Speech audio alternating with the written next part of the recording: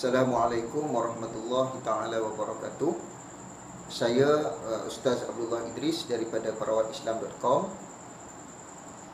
Terima kasih saya ucapkan kepada anda kerana anda sudi meluangkan masa untuk menonton video saya pada kali ini. Okey, di dalam video kali ini saya nak kongsikan dengan anda bagaimana caranya untuk kita nak mengesan sama ada di dalam badan kita ada gangguan makhluk halus ataupun tidak. Saya banyak menerima pertanyaan-pertanyaan daripada pesakit-pesakit, sama ada melalui panggilan telefon, ya, ataupun melalui email, WhatsApp, di Facebook dan juga komen-komen di blog. Mereka bertanyakan kepada saya bagaimana kita nak tahu sama ada di dalam badan kita ni ada gangguan makhluk halus ataupun tidak. Baik, daripada pengalaman saya selama hampir 7 tahun di dalam bidang perubatan Islam ni, ya, seseorang yang ada gangguan jin dalam badannya, yang pertama mereka ini akan ada apa yang dikenali sebagai simptom-simptom gangguan. Ya. Saya akan terangkan kepada anda simptom-simptom gangguan tersebut. Ya, yang pertama, susah tidur malam. Ya. Susah tidur malam tanpa sebab. Sebelum-sebelum ni tiada masalah untuk tidur malam, tetapi sejak kebelakangan ini mereka ini akan mengalami gejala susah tidur malam. Yang kedua, sering terjaga pada waktu malam. Ya, sering terjaga pada waktu malam ini pun berlaku dengan tanpa sebab. Ya, bukan kerana terjaga untuk qada hajat ataupun sebagainya, tapi mereka ini terjaga secara tiba-tiba, dan perkara ini tidak pernah berlaku sebelum ini. Itu yang kedua. Yang ketiga, mimpi menakutkan. Yang keempat, mimpi binatang, ya, sama ada binatang buas, binatang berbisa dan juga sebagainya. Yang kelima, mimpi jatuh daripada tempat tinggi. Yang seterusnya, mimpi mendukung atau menyusukan bayi. Kemudian mimpi diancam benda tajam. Ya, anda bermimpi seolah-olah ada orang yang mengejar anda dengan pisau, ya, ataupun anda bermimpi terpijak benda-benda tajam. Ya, ini sebagai contoh. Kemudian mimpi di tempat kotor. Ya, mimpi di tempat kotor ataupun di kawasan perkuburan. Kemudian mengalami gejala sakit kepala tanpa sebab. Ya, dah pergi buat pemeriksaan di hospital, tak ada, nak kata masalah migrain pun tak ada, nak kata masalah tekanan darah tinggi pun tak ada, semuanya clear. Ya, tetapi mengalami gejala sakit kepala. Dan rasa sakit kepala ini akan lebih kuat lagi apabila menjelangnya waktu asar, selepas asar, ataupun ketika hampir nak masuk ke waktu maghrib. Kemudian mereka yang ada gangguan ini akan mengalami rasa berdebar-debar. Ya, hati selalu rasa berdebar-debar, kadang-kadang rasa takut yang tidak diketahui sebab-sebabnya. Kemudian lagi mereka ini akan mengalami perasaan cepat nak marah. Ya, mudah rasa marah. Kadang-kadang hanya kerana perkara yang kecil, tapi mereka mudah untuk nak berasa marah. Okey, itu di antara gejala-gejala ataupun simptom-simptom mereka yang ada gangguan. Ya, itu langkah yang pertama.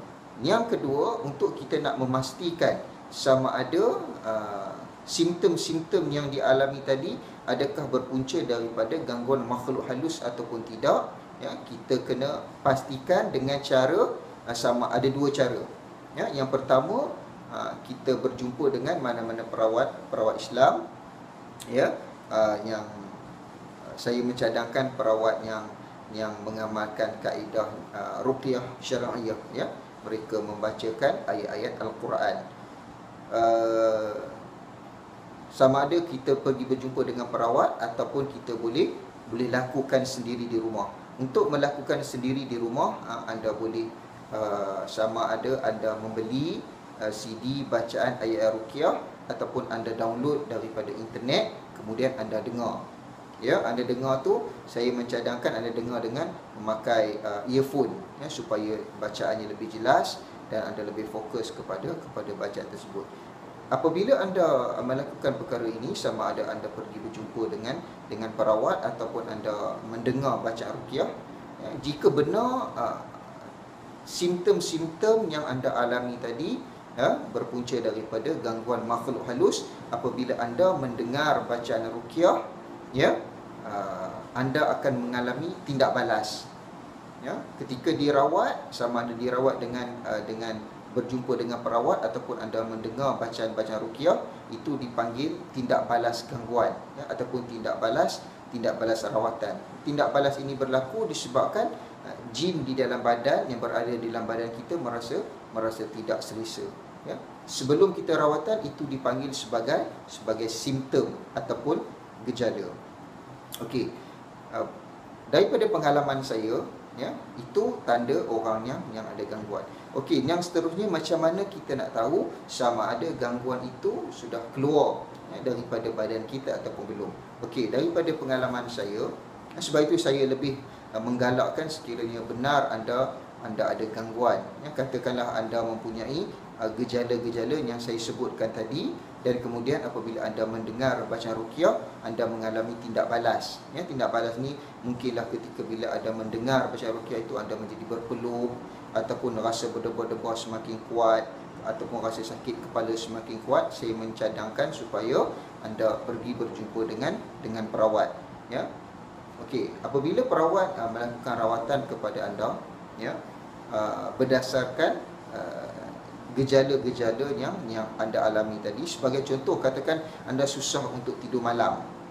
Ya, berdasarkan pengalaman saya, apabila seseorang itu mengalami gejala susah tidur malam, ya, untuk kita nak pastikan apakah gejala susah tidur malam itu berpunca daripada gangguan ataupun tidak, ya, ketika saya meruqyah pesakit itu dengan ayat ruqyah, saya akan menekan di bahagian mata pesakit tersebut, ya, sambil membaca bacaan ruqyah.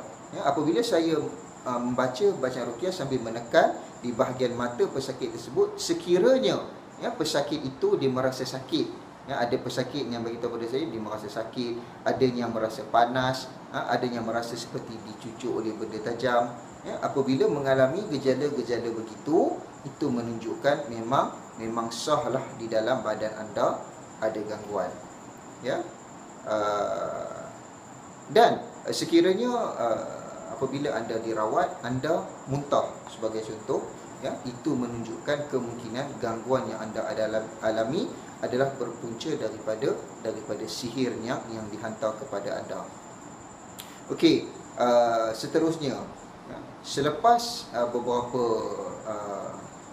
kali anda buat rawatan seperti saya, kalau dalam kaedah yang saya gunakan, apabila pesakit datang, ya, kemudian saya rawat, dan sekiranya ada tindak balas gangguan ketika saya rawat, ya, selepas daripada rawat itu, saya akan menyuruh pesakit supaya melakukan mandi limau, ya, selama 7 hari. Selepas daripada mandi limau, ya, saya akan menyuruh pesakit supaya melakukan rawatan susulan.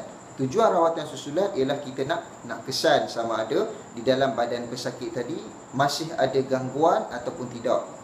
Ya, sekiranya ada gangguan, apakah gangguan itu masih kuat ataupun sudah berkurangan, ya, ataupun berada pada tahap yang sama juga.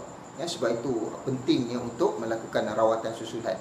Okey, sekiranya katakanlah pada rawatan kali pertama saya ruqyah, pesakit mengalami gejala susah tidur malam, dan apabila saya ruqyah di mata ini sakit, itu menunjukkan ada gangguan di bahagian mata.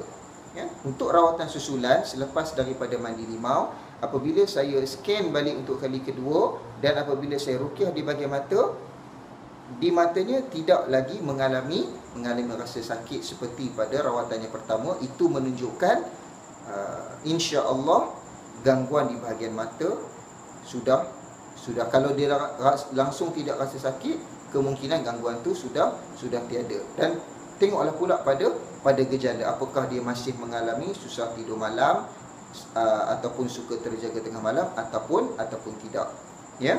Baik, itu yang ingin saya kongsikan dengan anda di dalam video saya pada kali ini, iaitu bagaimana kita nak mengesan sama ada di dalam badan kita ada gangguan ataupun tidak, dan bagaimana kita nak mengetahui apakah gangguan di dalam badan masih ada ataupun tidak. Sekiranya ada mempunyai sebarang pertanyaan, anda boleh tuliskan di bahagian komen di bawah video saya ini. InsyaAllah saya akan membalas pertanyaan anda satu persatu. Baik, jumpa lagi dalam video saya pada di masa akan datang. Sekian, Assalamualaikum warahmatullahi taala wabarakatuh.